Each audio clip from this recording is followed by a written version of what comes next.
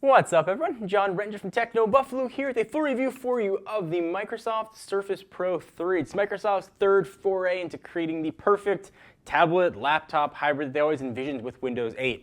I put it through its paces for the better part of 2 weeks. Let's go ahead and see if it's worth your laptop, tablet, buying buck.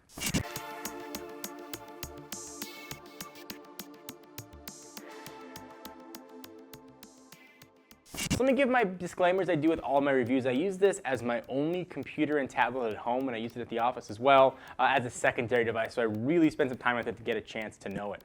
I've been a big fan of the Surface non-RT line since its inception about 2 years ago.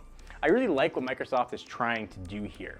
But those first devices had issues. They had sort of a weird screen size, they had poor resolution, they had kind of meh battery life over time, and they had kind of questionable utility and value for the price. Now though, Microsoft has brought what I think is the absolute best representation of Windows 8.1 on the market.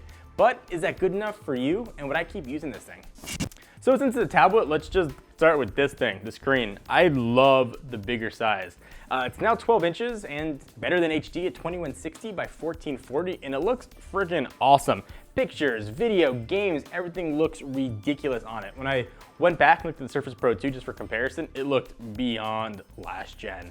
They did sort of a move to 3.2 aspect ratio, and it seemed kind of odd to me at first, but now I totally get it. It's a really nice middle ground for both portrait and landscape modes, no matter how you want to use the thing. This screen can compete with the best tablet and laptop screens on the market, and for my money, it looks better than a Retina display on a MacBook Pro, which previously I think was the benchmark for laptop screens. The design of the Surface Pro 3 is like 4 leaps forward compared to the Surface Pro 2.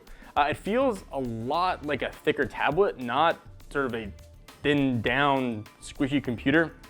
You get a full, powerful computer in this thing. I mean, you can get it with an i7 chip.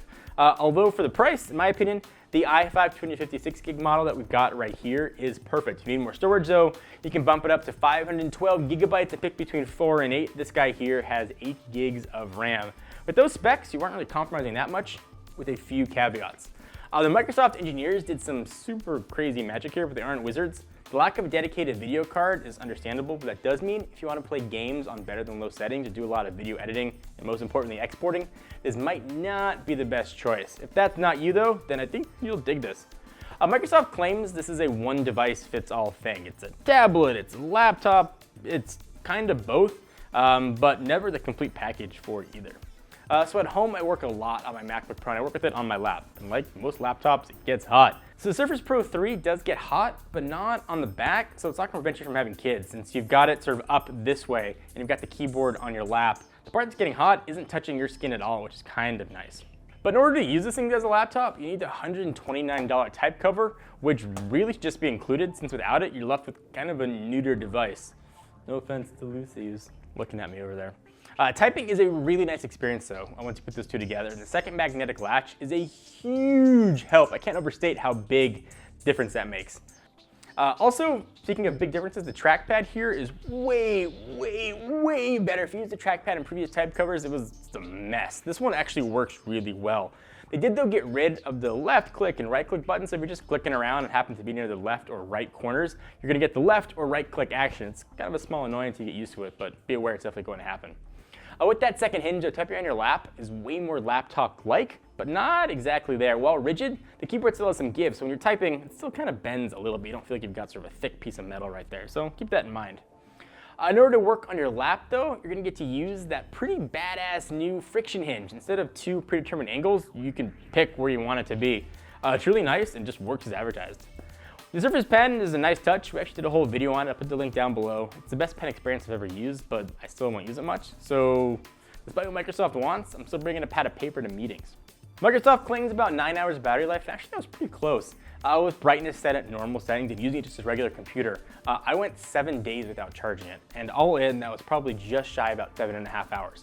That was playing video, games. If you stretch this thing out and turn the brightness down, you can easily get to that 9-hour mark or more. So nice they did here, especially with a thin device. You can probably get the hint that the more I used this kind of weird device, the more I became enamored with it. In order to enjoy it though, you're obviously gonna have to like Windows 8, and I've learned to appreciate it. If I was looking at a MacBook Air, I'd seriously consider the Surface Pro 3 instead. It's still more expensive than I like, with the range of $800 to $1,950, and that's before that type cover.